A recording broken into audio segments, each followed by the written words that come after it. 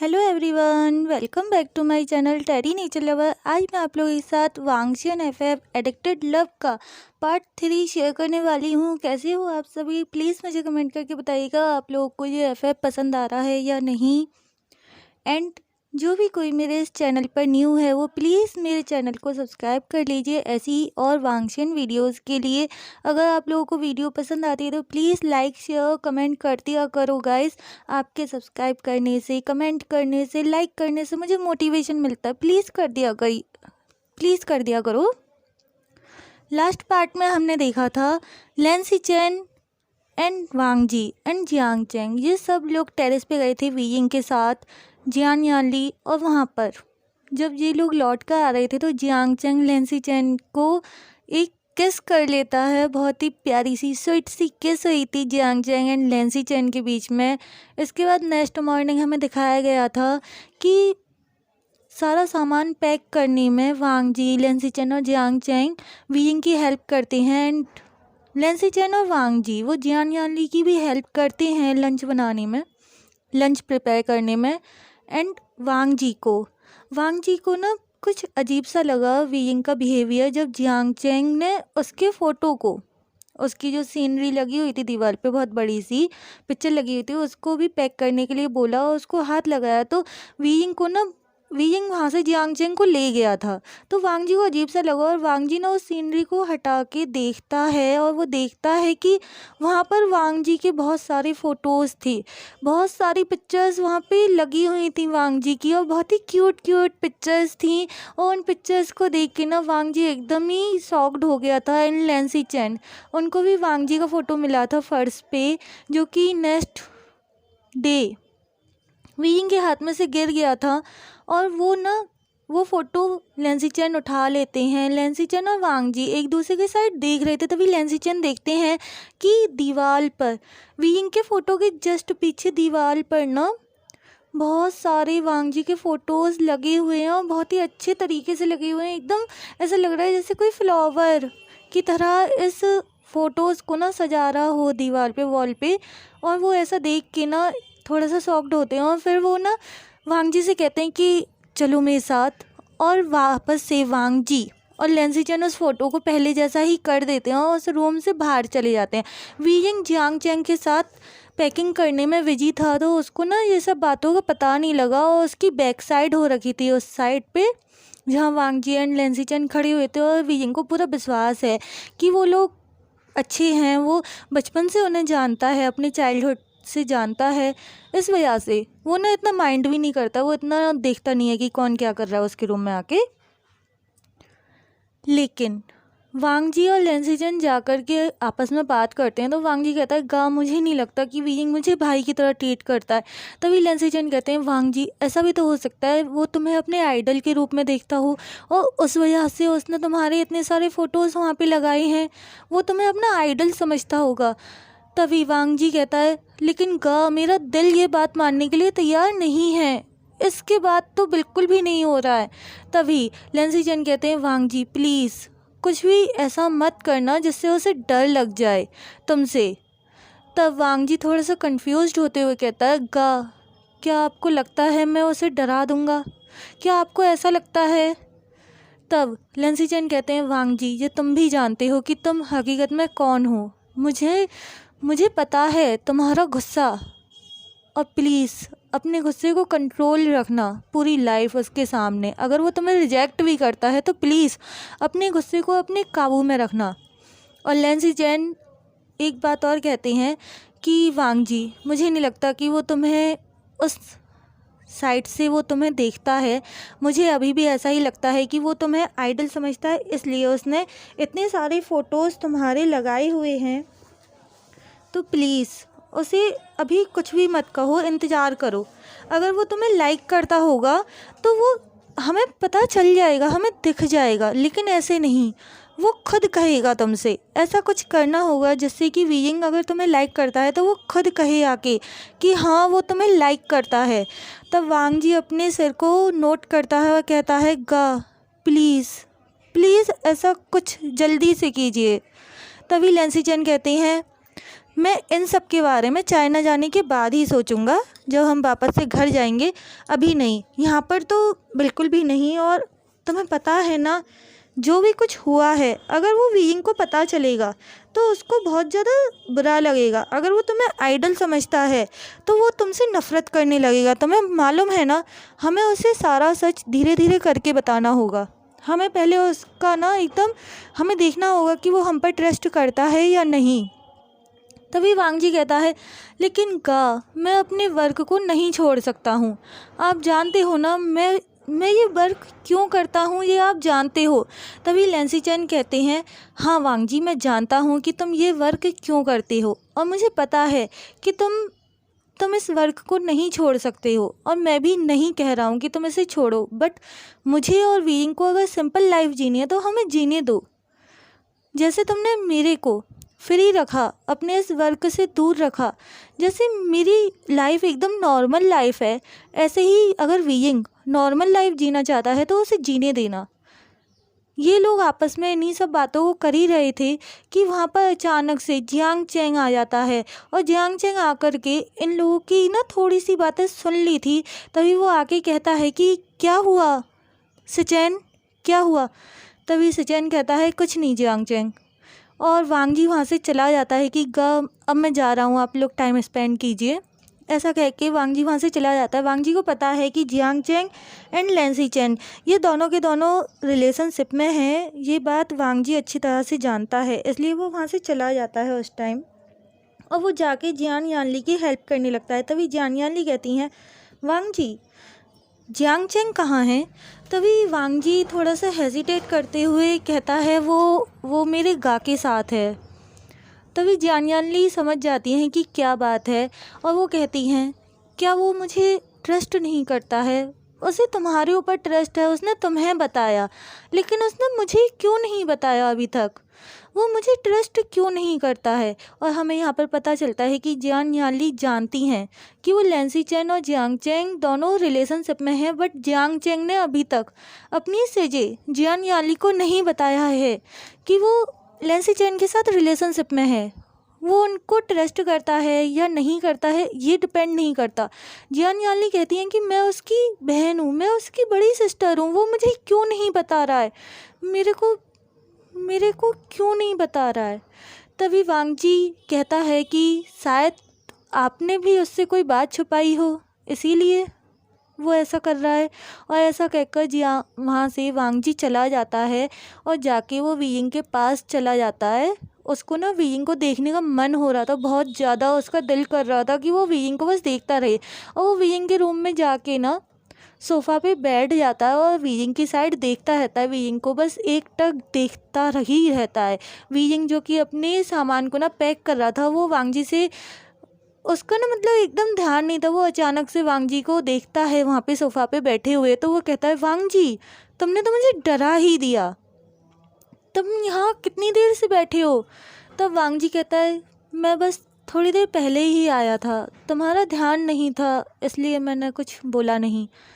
तब वीइंग कहता है, ओ वांग जी, तुम मुझे क्यों नहीं बताया कि तुम यहाँ पे आए हो। और वो ऐसा कह के वीइंग वांग जी के एकदम पास में ना चला जाता है। वो कहता है, वांग जी, चलो ना हम थोड़ा सा घूमने चलते हैं, मैं ना बोर हो गया हूँ, ये मुझसे ना ये सब काम नहीं होते हैं, चलो ना प्लीज़ घूमने चलते हैं। डैड ना आके बाद बाकी की जितनी भी पैकिंग होगी ना वो कर लेंगे। तब वांग जी कहता है कि नहीं वीइंग, अंकल आने वाले हैं और हम लोगों को देर हो रही है, अंकल के आते ही हमें निकलना होगा। तभी वांग जी कहता है कि ठीक है, मैं तुम्हारी ना हेल्प कर देता हूँ पैकिंग में। और ऐसा कह के वांग जी वीइंग के सारे सामान को पैक करने लगता है। और 1 घंटे में जितनी पैकिंग वीइंग ने सुबह से 3 घंटे में नहीं की थी ना, उससे मतलब सारी पैकिंग वांग जी ने 1 घंटे में कर दी थी। और 1 घंटे में सारी पैकिंग करने के बाद वांग जी कहता है, वीइंग, तुम अपनी पिक्चर को रियल में नहीं लेकर चलना चाहते हो। तब वीइंग कहता है, वांग जी, तुम्हें पूरी बात पता है ना, मुझे बताओ हम कहाँ जा रहे हैं, जो तुमने मेरा सारा सामान पैक किया है, बताओ ना मुझे। और ऐसा कह के वीइंग एकदम वांग जी के पास में आ जाता है और उसकी नेक में अपने हाथों को ऐसे डाल देता है, जैसे आप लोगों ने देखा होगा मूवीज़ वगैरह में कि हीरोइन ना हीरो के गले में अपनी बाहों को डाल देती है। ऐसे ही ना विंग ने ना वांग जी के गले में अपनी बाहों को डाल दिया था और वो ना अपने हाथों को ऐसे रैप करके उसकी नेक के अराउंड रैप करने के बाद बोलता है, प्लीज़ वांग जी मुझे बताओ ना, मैं जानना चाहता हूँ हम कहाँ जा रहे हैं, तुम्हें सारी बात पता है, तुम मुझे क्यों नहीं बता रहे हो। तब वांग जी कहता है, लेकिन विंग अंकल को पता चला कि मैंने तुम्हें बता दिया है तो वो गुस्सा करेंगे, तुम्हें पता है ना। लेकिन विंग के बहुत ज़्यादा रिक्वेस्ट करने के बाद वांग जी कहता है कि प्लीज़ तुम ऐसा प्रिटेंड करना कि तुम्हें कुछ भी नहीं पता है। तो विंग ना हाँ कर देता है, अपना सर हाँ में हिला देता है और कहता है कि प्लीज़ अब मुझे बताओ ना हम कहाँ जा रहे हैं। तो वांग जी कहता है हम चाइना जा रहे हैं और तुम हमारे घर पर रहने वाले हो। वीजिंग इस बात को सुन करके पहले तो थोड़ा सा शॉक्ड होता है, बट वो जैसे ही सुनता है ना कि वो वांग जी के घर पे रहने वाला है तो वो खुश हो जाता है। वो उसकी ना एकदम आंखें ना बड़ी बड़ी हो जाती हैं और एकदम स्माइल आ जाती है उसके फेस पे। और उसकी इस स्माइल को देख के, उसके ऐसे फेस को देख कर, रिएक्शन को देख कर वांग जी बहुत ही ज़्यादा मतलब हैप्पी हो गया था। हाँ विंग खुश है, वो खुश रहेगा वहाँ पे, ये सोचकर वांग जी भी हैप्पी हो गया था। तभी वहाँ पे मिस्टर वी आ जाते हैं और मिस्टर वी आके जब देखते हैं ना कि विंग ने वांग जी की नेक के अराउंड अपने हाथों को रैप कर रखा है तो वो कहते हैं, विंग ये क्या हरकत है, तुम थोड़ा सा तमीज़ से पेश नहीं आ सकते हो, तुम्हें पता है ना। तभी विंग कहता है, हाँ डैड मुझे पता है कि अब मैं बड़ा हो गया हूँ, मैं एक ओमेगा हूँ और वांग जी एक अल्फ़ा है, तो क्या हम बचपन से साथ रह रहे हैं, आपको मेरा बिल्कुल भी विश्वास नहीं है, आप मेरे ऊपर बिल्कुल भी ट्रस्ट नहीं करते हो ना डैड। तभी वी चांग से आते हैं और वी चांग से विंग और वांग जी जो कि अलग हो चुके थे, वी चांग से की आवाज़ को सुन करके वो एकदम आसपास ना खड़े हो गए थे स्ट्रेटली। और वांग जी ने ना अपना सिर नीचे कर लिया था और वो कहता है, अंकल आई एम सॉरी, आप विंग को मत डांटिए, मेरी ही गलती है।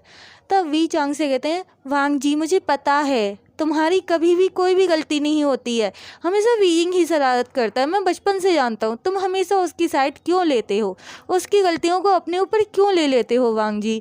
और अच्छा छोड़ो इन सब बातों को, मुझे ये बताओ तुम लोगों ने पैकिंग कर ली। विंग मुझे बताओ तुमने पैकिंग की या नहीं। तभी विंग कहता है, हाँ डैड मैंने पैकिंग कर ली है, लेकिन डैड हम कहाँ जा रहे हैं, मुझे बताइए ना हम कहाँ जा रहे हैं। और विंग ना एकदम ऐसे प्रिटेंड कर रहा था जैसे उसको कुछ भी नहीं पता। वांग जी इस चीज़ को देख कर ना अपने मन में कहता है, wow what a great actor, ये कितनी अच्छी एक्टिंग करता है, मैं तो एकदम शॉक्ड हूँ इसकी एक्टिंग को देख करके। और ऐसा कह के वो वहाँ से ना चला जाता है और जाके अपने अंकल के पास जाके बैठ जाता है। वी चांग से देखते हैं कि विंग ने सारी पैकिंग कर ली है। तब वो अपने 2 बॉडीगार्ड से कहते हैं कि इस सारे सामान को लेके चलो, हम लोग अभी आ रहे हैं। और वो विंग को कहते हैं, विंग तुमने इस फ़ोटो को पैक क्यों नहीं किया। उनकी नज़र अचानक से विंग के उस पिक्चर पे पड़ गई थी जो कि दीवार पे लगी हुई थी। तभी विंग कहता है, डैड आप उसे यहीं रहने दीजिए, हम उसे नहीं लेके जाते हैं ना। तभी वी चांग से कहते हैं, तुम्हें वांग जी ने बता दिया है ना, वांग जी हमेशा तुम्हें हमारा सरप्राइज़ ख़राब कर ही देता है, रहने दो, वो तुम्हें हमेशा बता देता है, वो तुम्हें सारी बातें बताता है, लेकिन तुम हो कि तुम उसे बता ही नहीं पा रहे हो। मैं तुमसे कह रहा हूँ वो तुम्हें रिजेक्ट नहीं करेगा बेटा। तभी विंग एकदम शॉक्ड होते हुए ना कहता है अपने डैड से, डैड आप ये क्या कह रहे हैं। तभी वी चांग से कहते हैं, मुझसे झूठ बोलने की कोशिश भी मत करना, तुम्हारी उस पिक्चर के पीछे ढेर सारी वांग जी की फ़ोटोज़ नहीं है, एक लेटर नहीं है जो कि तुमने लिखा था वांग जी को, जिसमें तुमने कन्फेस किया था कि तुम उसे लाइक करते हो, उसके साथ पूरी लाइफ बिताना चाहते हो, तुम उससे बोल क्यों नहीं देते हो। तभी विंग कहता है, लेकिन डैड मैं ऐसा नहीं कर सकता हूँ। तभी वी चांग से कहते हैं, मुझे नहीं लगता कि तुम आगे जाके लाइफ में अपने इस फैसले को बदलोगे। आई नो तुम अभी इतने बड़े नहीं हुए हो, लेकिन मुझे नहीं लगता कि तुम अपने इस फैसले को चेंज करोगे विंग। तभी विंग कहता है, लेकिन डैड अगर वो मुझे भाई मानते होंगे छोटा, तो मैं उनसे वो रिश्ता भी खो दूंगा। वो मुझसे कभी बात नहीं करेंगे, आप जानते हो ना, वो मुझसे फिर कभी बात नहीं करेंगे। और ऐसा कहते टाइम ना वीइंग की आंखों में आंसू आ गए थे और वो एकदम अपने घुटनों पे बैठ जाता है और रोने लग जाता है। तभी वी चांग से आते हैं, उसे हग करते हैं और हग करते हुए कहते हैं, वीइंग प्लीज़ शांत हो जाओ, प्लीज़ शांत हो जाओ, मैं तुम्हें रुलाना नहीं चाहता था। I am really sorry weighing, please शांत हो जाओ। तभी वीइंग कहता है, प्लीज़ डैड आप उनसे कुछ मत कहना। अगर वो मुझे सिर्फ और सिर्फ भाई मानते होंगे तो मैं क्या करूँगा, मैं खो दूँगा उन्हें हमेशा के लिए, फिर वो मुझसे कभी बात भी नहीं करेंगे। और ऐसा कहते कहते वीइंग रो रहा होता है। वी चांग से उसको ना वीइंग को शांत कराते हैं, जैसे तैसे वो उसको चुप कराते हैं और उससे कहते हैं, प्लीज़ वीइंग बेटा अपने आंसू पोंछो, वरना वांग जी तुम्हें पता है ना उसका गुस्सा, वो कितना तुम्हें दुखी देखने के बाद ना बिल्कुल भी पोलाइट नहीं रहता है किसी के भी साथ, तुम जानते हो ना ये बात। तभी वीइंग अपने सिर को हाँ में नोट करता है और वो कहता है, डैड हम रियल में उसी के घर रहने वाले हैं, क्या सच में आपको लगता है मैं कंट्रोल कर पाऊँगा? तभी वी चांग से कहते हैं, प्लीज़ वीइंग अपने आप को कंट्रोल करना, और ना भी कर पाओ ना तो मुझे कोई प्रॉब्लम नहीं है, अगर वो तुम्हें छोड़ भी देगा ना तो मैं तुम्हारे साथ हमेशा रहूँगा बेटा, मैं तुम्हारा फादर हूँ और मैं तुम्हारे साथ ना हमेशा रहूँगा। इतना कहने के बाद वी चांग से वीइंग को खड़े होने में हेल्प करते हैं, उसके आंसुओं को वाइप करते हैं और कहते हैं, तुम इस पिक्चर को ले चलो और वांग जी के फ़ोटोज़ को भी। तुम हमारे जाने के बाद अगर इस फ्लैट को किसी ने बोरो किया, कुछ टाइम के लिए रेंट पर लिया, तो वो तुम्हारे फ़ोटो को देखकर कुछ गलत थिंकिंग भी तो लगा सकता है ना, इस वजह से। देन वी चांग से वीइंग के रूम से चले जाते हैं। वीइंग अपने उस फ़ोटो को और वांग जी के फ़ोटोज़ को पैक करता है और वो पैक करके उसको उस बॉडीगार्ड को दे देता है जो कि वहाँ पे से सामान लेकर के जा रहे थे। और वो बॉडीगार्ड ना रुक गए थे जब वीइंग और वी चांग से दोनों ही रो रहे थे ना। वी चांग से की आंखों में से भी आंसू आ गए थे वीइंग को रोते देख करके, लेकिन वो ज़्यादा तेज़ नहीं रोए थे तो किसी को भी पता नहीं चला, वीइंग को भी पता नहीं चला। लेकिन वीइंग को महसूस हो गया था कि हाँ उसके डैड रो रहे हैं। अब हमें थोड़ी देर बाद का सीन दिखाया जाता है यहाँ से शिफ्ट होकर के, और थोड़ी देर बाद ये लोग कार में बैठ के एयरपोर्ट आ चुके थे और एयरपोर्ट पर ना वी चांग से किसी का इंतज़ार कर रहे थे। वीइंग पूछता है, डैड आप किसका इंतज़ार कर रहे हो? तभी वी चांग से कहते हैं, तुम्हें पता चल जाएगा मैं किसका इंतज़ार कर रहा हूँ। और तभी सामने से एक पर्सन दौड़ के आता हुआ दिखाया जाता है और दौड़ के आके ना एकदम उसकी सांस फूल गई थी दौड़ने की वजह से, और वो वी चांग से के सामने आके थोड़ा सा झुक कर ना खड़ा हो जाता है, बिकॉज वो उसको ना सांस लेनी थी, तो वो थोड़ा सा झुक कर खड़ा हो जाता है। और वी चांग से कहते, तुम लेट हो, तुम्हें पता है ना तुम पूरे 10 मिनट लेट हो, तुम्हारी वजह से मुझे फ़्लाइट को ना लेट करवाना पड़ा। तभी वो पर्सन कहता है, sorry uncle, I am really sorry, I am really sorry uncle. वो एकदम पोलाइट वे में कहता है। तभी वीइंग कहता है, सू यांग तुम नहीं, डैड प्लीज़ आप कह दीजिए ना ये हमारे साथ नहीं जा रहा है। तभी सू यांग एक स्माइल करते हुए कहता है, वीइंग तुम्हें पता है ना तुम्हारा ये डंकी तुम्हारे साथ ही रहने वाला है लाइफ टाइम। तभी वीइंग कहता है, हाँ तुम रियल में एक डंकी हो और मुझे तुमसे कोई बात नहीं करनी। और वीइंग ऐसा कह के आगे ना चला जाता, थोड़ा सा वहाँ से अलग हट के ना खड़ा हो जाता है। तभी सू यांग कहता है, अंकल ये लीजिए आपका और वीइंग का पासपोर्ट, और ये मेरा पासपोर्ट है। अपना पासपोर्ट दिखाते हुए सू यांग कहता है, ये मेरा पासपोर्ट है। और ऐसा कहने के बाद वो स्माइल करते हुए वी चांग से कहता है, अंकल थैंक यू मुझे अपने साथ लेके जाने के लिए। सब लोग स्माइल कर रहे थे वीइंग और सू यांग की बातों को सुनकर, और सू यांग ना वीइंग के पास जाता है और वो कहता है, प्लीज़ वी मान जाओ ना, मैं माफ़ी मांग रहा हूँ ना, आई एम रियली सॉरी उस दिन के लिए। और हमें ना फ्लैशबैक का एक सीन दिखाया जाता है। सू यांग वीइंग को एक पार्टी में लेकर के गया था और वहाँ पर सू यांग का एक फ्रेंड जिसका नाम वेन चाओ है, वो वीइंग को ना देख करके सू यांग से कहता है, प्लीज़ सू यांग मेरी इससे फ्रेंडशिप करा दो। और सू यांग को ना पता नहीं था कि वो फ्रेंडशिप के अलावा कुछ और करना चाहता है, वो बस ऐसे ही ले गया कि हाँ ठीक है चलो वीइंग से फ्रेंडशिप करनी है तो कर लो, वो इतना अच्छा लड़का है। तो वीइंग से ना वो ना वेंचाओ को मिलवा देता है, बट वेंचाओ वीइंग की ड्रिंक में कोई गोली मिला देता है, दवाई मिला देता है नींद की, और वीइंग को ना वहाँ से ना हैरेस करने लगता है, उसको रूम पे ले जाता है, उसको परेशान करने लगता है, उसके साथ ना ज़बरदस्ती करने लगता है। लेकिन सू यांग वो ना टाइम से पहुँच गया था, वो वीइंग को बचा लेता है। लेकिन वीइंग इस बात से गुस्सा हो जाता है, उसको नहीं पता कि सू यांग को भी नहीं पता था। सू यांग उनसे ना बहुत बार कहता है, वीइंग मुझे नहीं पता था वो ऐसा है, मुझे नहीं लगा था कि वो ऐसा कुछ करेगा, I am really sorry weighing. लेकिन वीइंग वो तो मुंह फुला के ना अपना बस उसका एकदम मुंह फूला हुआ था सू यांग से, उसको ऐसा ही लग रहा था कि हाँ सू यांग ने जानबूझकर उसकी आप जान कर ना उसकी ऐसे दोस्ती करवाई उससे, वेंचाओ से। इसके बाद हमें थोड़ी देर बाद का सीन दिखाया जाता है। पूरे 4 घंटे की फ़्लाइट के बाद ये लोग वापस से चाइना आ गए थे, और चाइना आने के बाद ये सीन दिखाया जाता है हमें वांग जी के घर का। सू यांग भी इन लोगों के साथ इनके फैमिली में रहने वाला है, बिकॉज सू यांग की मॉम डैड नहीं है। वी चांग से को वो सड़क पर मिला था, and we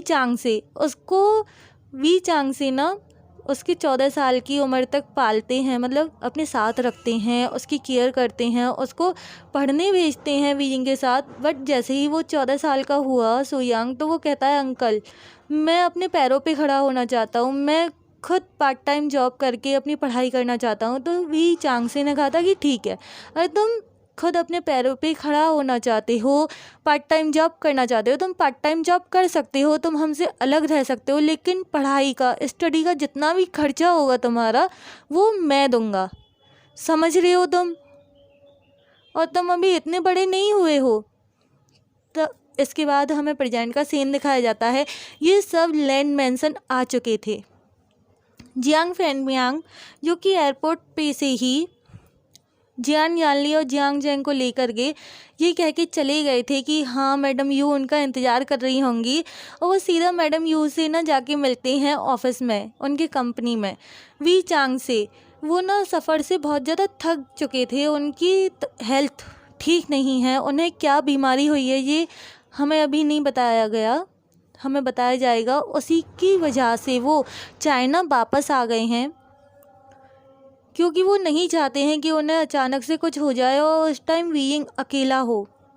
Sue Yang LAN crane सू यांग से कहते हैं, नहीं सू यांग तुम अकेले नहीं रहोगे, तुम बाद में अकेले रह लेना जब तुम्हारी स्टडी कंप्लीट हो जाए, लेकिन ऐसे तुम अकेले नहीं रहोगे। ओके तुम जॉब करना चाहते हो तुम जॉब कर सकते हो, बट तुम अकेले नहीं रहोगे, तुम हमारे साथ लैंड मैंसन में ही रहोगे। अब जैसे ही ये लोग लैंड मैंसन में पहुंचते हैं तो वीइंग वी चांग से एंड सू यांग ये ना चले जाते हैं, इनको ना सर्वेंट इनके रूम में ले जाते हैं, बिकॉज ये लोग थक चुके थे, सफ़र से बहुत ज़्यादा थक चुके थे। लेकिन वीइंग ना थकान होने के बावजूद वो सिर्फ 2 घंटे सोता है, और 2 घंटे सोने के बाद ना वो उठकर ना बाहर आता है, तो वो देखता है लिविंग रूम में वांग जी, लैन क्रेन, लैन सिचेन ये सब ना बैठे हुए थे, और वो सीधा वांग जी के पास, उसको ना लैन क्रेन और लैन सिचेन दिखे नहीं थे, जिस एंगल से वीइंग ने देखा उस एंगल से ना सिर्फ वांग जी दिखाई दे रहा था। वो सीधा वांग जी के पास आता है और उससे कहता है वांग जी प्लीज़ मुझे घुमा कर लेकर आओ ना, मैं देखना चाहता हूँ ये जगह कैसी है। तभी वांग जी ना एकदम शॉक्ड होके ना वीइंग की साइड देख रहा था, और लैन क्रेन और लैन सिचेन उसको ऐसा कहते हुए देख कर ना थोड़ा सा स्माइल करते हैं, और लैन क्रेन कफ करते हैं स्माइल करते करते। तब वीइंग को पता चलता है कि वहाँ पर लैन क्रेन बैठे हुए हैं पहले से। हेलो एवरीवन, आज की पार्ट को मैं यहीं पे एंड कर रही हूँ। प्लीज़ आप लोगों को ये पार्ट कैसा लग रहा है मुझे बताइएगा। एंड वांग जी का 2 साल पुराना जो भी उसने किया है वीइंग के लिए, और उसकी टॉक्सिकनेस अभी ना आपको नेक्स्ट पार्ट से देखने को मिलेगी। सो प्लीज़ इंतज़ार करने के लिए थैंक यू, आप लोगों ने इंतज़ार किया है उसके लिए ना सो मच थैंक यू है मेरा really. And take care, bye. Hello every